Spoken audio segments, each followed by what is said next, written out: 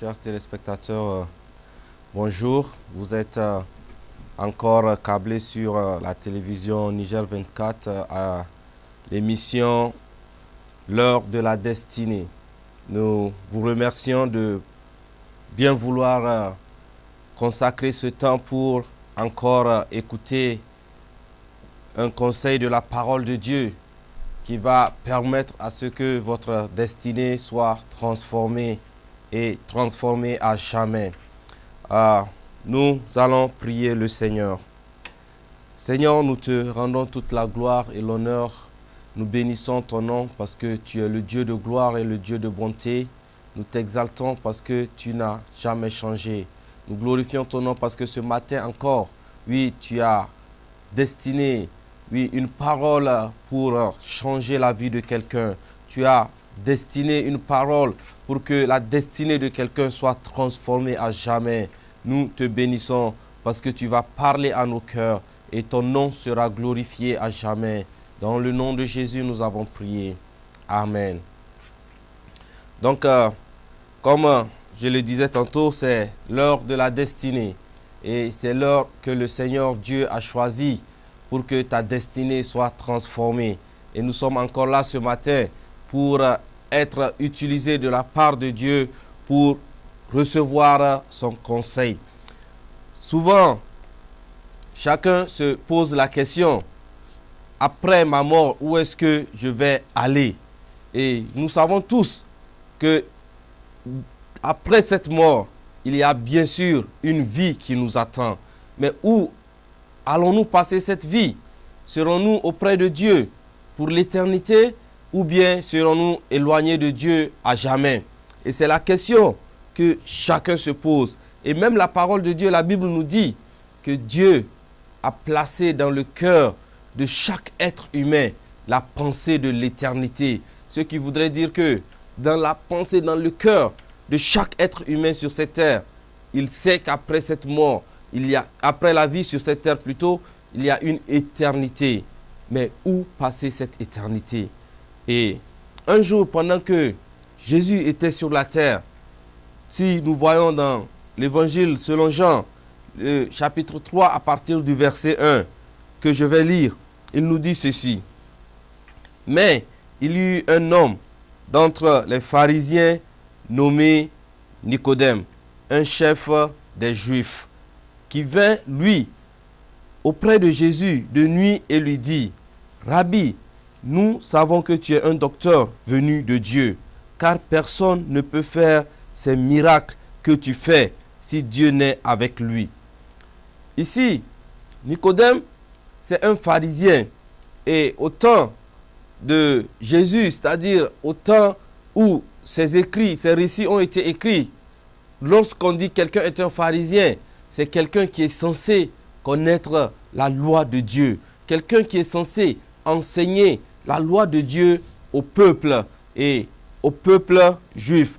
Et cette personne qui connaissait la loi de Dieu, qui l'enseignait, connaissait toutes les promesses que Dieu a faites au travers des prophètes avant Jésus sur la personne de Jésus. Il doit connaître comment est-ce que le Seigneur Dieu a prévu envoyer un sauveur, le Messie, pour pouvoir sauver l'humanité. Et pendant que ces pharisiens qui étaient les responsables religieux de l'époque voyaient Jésus et le considéraient comme un ennemi, cet homme a remarqué quelque chose de particulier. Et oui, il est venu auprès de Jésus. Et la Bible nous fait savoir qu'il est venu de nuit, parce qu'il ne voulait pas que ses autres collègues pharisiens puissent voir qu'il est venu auprès de Jésus. Et c'est aujourd'hui ce qui se passe dans la vie de beaucoup de personnes. Beaucoup de personnes veulent vraiment rencontrer Jésus. Beaucoup de personnes veulent vraiment savoir plus sur les enseignements de Jésus. Mais malheureusement, ils ont honte de leur entourage. Ah, est-ce que moi je me lèverai de jour pour aller auprès d'un pasteur dans une église pour demander des renseignements? Lorsque les gens du quartier me verront, qu'est-ce qu'ils diront de moi? Lorsque les gens sauront que je suis parti dans une église, poser des questions, demander des renseignements, quelles seront leurs réactions à mon égard? Et c'est là que beaucoup de personnes ont honte de pouvoir aller auprès de Jésus ou auprès de ceux auprès desquels ils peuvent avoir des renseignements sur Dieu, sur Jésus, sur la parole de Dieu et sur l'éternité. Et lorsque ce monsieur, ce pharisien Nicodème, disait ces paroles, il était en train de dire: ô Seigneur, Jésus, Maître, enseignant, nous savons que tu es envoyé de Dieu, que tu es venu de Dieu. Parce que depuis que je suis enfant, jusqu'à ce que je suis devenu pharisien, enseignant de la loi de Dieu, je n'ai jamais vu une personne parler, enseigner comme tu es en train de le faire. Je n'ai jamais vu une personne étendre les mains sur les malades et que les malades soient guéris comme tu es en train de le faire. Je n'ai jamais vu quelqu'un prier pour les démoniaques et que les démons, les mauvais esprits soient chassés comme tu es en train de le faire. Cela prouve que tu es venu de Dieu, car quelqu'un qui n'est pas venu de Dieu ne pourra pas accomplir ces choses.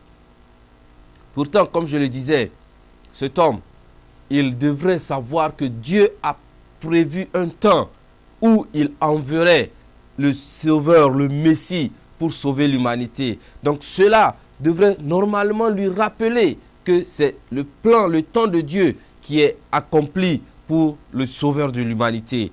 Mais Jésus va lui dire quelque chose qui va bouleverser sa vie, qui va bouleverser sa compréhension de toute l'histoire.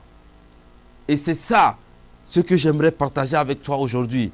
Jésus lui dit au verset 3, en vérité, je te le dis, si un homme ne naît de nouveau, il ne peut voir le royaume de Dieu.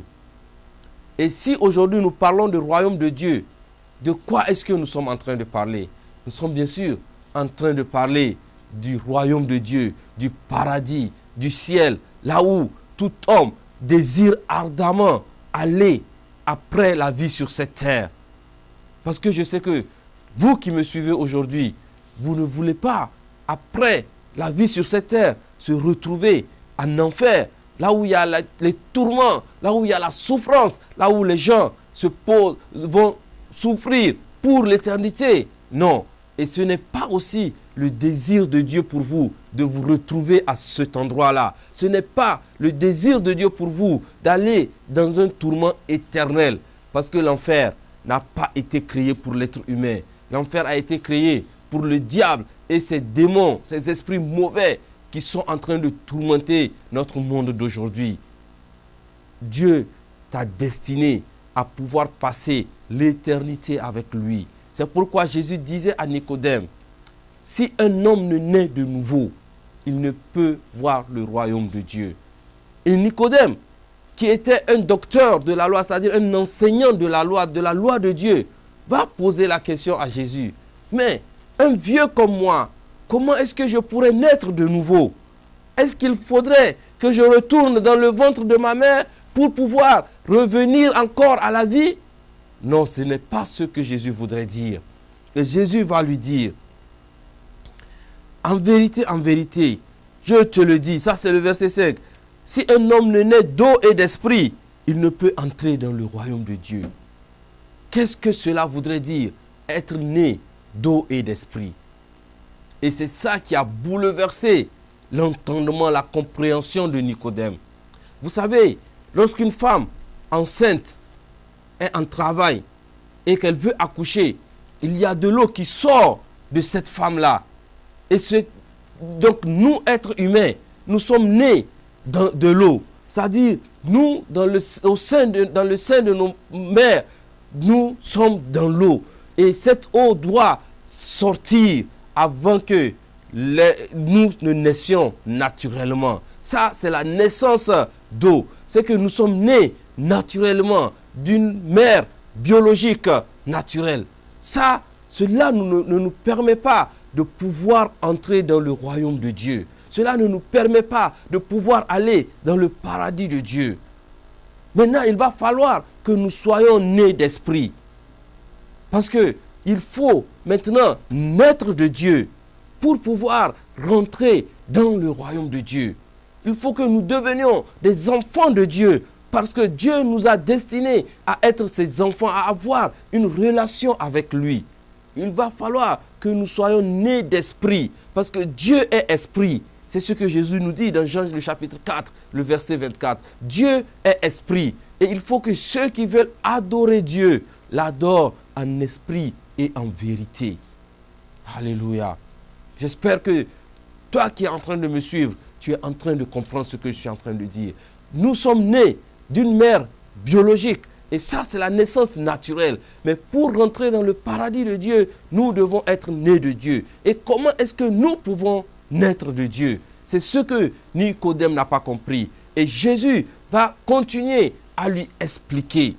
La naissance de l'esprit, naître de Dieu, c'est quelque chose que nous recevons lorsque nous reconnaissons ce que Jésus est venu faire sur la terre pour nous. Dans Jean chapitre 1, le verset 11, la Bible nous dit que Jésus est allé chez les siens, mais les siens ne l'ont pas reçu. Mais à tous ceux qui l'ont reçu, il a donné le pouvoir de devenir enfants de Dieu. Et enfants de Dieu, ceux qui sont nés, non du sang, ni de la volonté de la chair, ni de la volonté de l'homme, mais de Dieu. À tous ceux qui l'ont reçu, qui sont tous ceux-là qui vont recevoir Jésus? C'est bien sûr moi, c'est toi qui me suis aujourd'hui. Si tu reçois Jésus, il te donne le pouvoir de devenir l'enfant de Dieu. Pas enfant né du sang et de la chair, mais un enfant de Dieu, né de Dieu. Parce que Dieu va permettre que tu sois transformé, que tu sois régénéré. Et Jésus va commencer à expliquer cette chose à Nicodème. Il va lui dire, comme Moïse a élevé le serpent dans le désert, lorsque Dieu a fait sortir les enfants d'Israël d'Égypte, ils ont erré pendant 40 ans dans le désert. Il fut un moment où les enfants d'Israël ont murmuré contre Dieu, contre Moïse qui les dirigeait. Ah, il faudrait mieux que nous restions en Égypte et que nous mourions en esclavage, que plutôt que tu nous sortes et que tu nous amènes dans ce désert où il n'y a pas d'eau, où il n'y a pas de nourriture. Ça fait longtemps, nous n'avions plus mangé de viande, nous n'avions plus mangé telle chose, nous n'avions plus mangé de concombres, ainsi de suite. Nous aurions dû rester en Égypte et mourir. Et Dieu a fait venir des serpents venimeux dans le camp israélite. Et ces serpents-là ont commencé à mordre les Israélites. Et quand quelqu'un est mordu par le serpent, la personne mourait. Et Moïse est parti intercéder, prier Dieu en faveur du peuple. Oh Dieu, aie pitié de ton peuple que tu as sorti d'Égypte. Car les Égyptiens vont dire, tu les as fait sortir pour les faire mourir dans le désert. Et Dieu a dit à Moïse, va fabriquer un serpent d'airain que tu vas placer sur un bois. Et tout celui qui sera mordu par un serpent et qui regardera à ce serpent d'airain ne mourra pas. Et c'est ce que Moïse a fait. Et c'est là, dans le camp israélite, lorsque quelqu'un est mordu par un serpent et qu'il lève la tête et regarde au serpent d'airain qui est accroché à ce bois-là, la personne guérissait de la morsure du serpent. Et Jésus va continuer à dire, c'est de la même manière que le Fils de Dieu, le Fils de l'homme sera élevé. C'est-à-dire, Jésus parlait déjà de son sacrifice sur la croix pour le salut de l'humanité. Et il a dit que c'est pourquoi Dieu a tant aimé le monde. Dieu a tellement aimé le monde. Et l'amour de Dieu l'a poussé à donner ce qui lui est plus cher. Il dit, Dieu a tant aimé le monde qu'il a envoyé son Fils unique, qu'il a envoyé Jésus, qu'il a envoyé sa parole pour que quiconque croit en lui ne périsse point, mais qu'il ait la vie éternelle. Pour que quiconque croit en lui, pour que quiconque regarde à lui ne meure point, mais qu'il ait la vie éternelle. de quelle mort est-ce qu'on est en train de parler ici? On ne parle pas de la mort physique à laquelle nous sommes tous destinés. Mais on nous parle ici de la mort spirituelle, de la séparation éternelle d'avec Dieu. De la même manière que Moïse a placé ce serpent d'airain dans le désert pour que tout Israélite mordu qui regarde à ce serpent ne périsse point, mais qu'il puisse être guéri, c'est de la même manière que l'amour de Dieu l'a poussé à envoyer Jésus pour que tout celui qui regarde à la croix de Jésus, tout celui qui regarde à Jésus ne puisse point périr, ne puisse point mourir la deuxième mort, qui est la mort spirituelle, qui est l'enfer, qui est la séparation éternelle de Dieu, mais qu'il puisse avoir la vie éternelle. La vie éternelle. Et c'est cette invitation que je te fais ce matin. Et Jésus continue à dire, car Dieu n'a pas envoyé son Fils pour juger et condamner le monde, mais pour que le monde soit sauvé par lui. Jésus a été envoyé pour que tu sois sauvé. Et la Bible nous dit qu'il est le prince de la paix. Celui-là, quand il rentre dans ta vie, remplit ta vie de la paix de Dieu. Il remplit ta vie d'une paix profonde. Et même lorsque ce monde est tourmenté, lorsqu'il y a des tas de tourments, de problèmes dans ce monde, la paix de Dieu remplit ton cœur parce que tu as Jésus dans ta vie. Et ce matin, tu peux être comme cet homme, Nicodème, qui se pose des questions.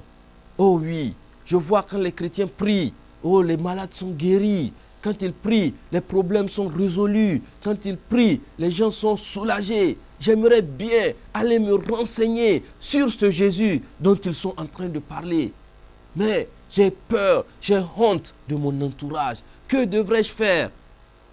L'opportunité t'est accordée ce matin de naître de nouveau, de naître dans la famille de Dieu, d'ouvrir ta vie, ton cœur et de permettre à Jésus de prendre place en toi et que tu sois sauvé. L'opportunité t'est donnée ce matin de regarder à Jésus pour ne pas mourir la mort spirituelle, pour ne pas être séparé de Dieu, mais pour aller dans le paradis de Dieu, dans le repos de Dieu, dans la vie éternelle.